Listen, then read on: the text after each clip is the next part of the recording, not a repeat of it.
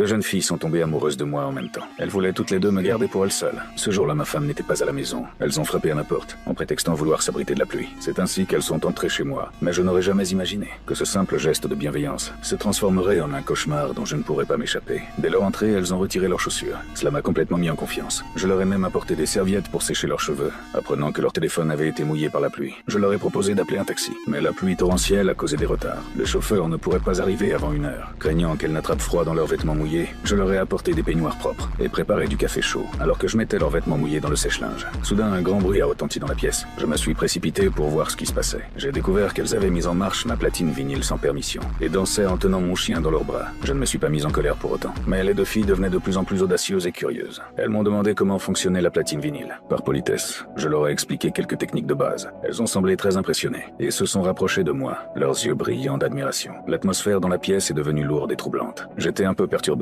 et me suis dirigé vers la fenêtre pour essayer de me calmer. Après seulement quelques échanges, les filles se sont à nouveau rapprochées de moi. La situation empirait de plus en plus. Je me suis précipité vers la platine pour mettre de la musique et dissiper le malaise, au son de la mélodie. Les filles ont commencé à danser sur la musique. L'atmosphère devenait de plus en plus tendue. Je m'efforçais de garder mon calme, mais elles ne s'arrêtaient pas. Au contraire, elles m'ont attrapé par la main pour m'inviter à danser avec elles. Je ne pouvais absolument pas refuser. J'ai dû accepter à contre-cœur.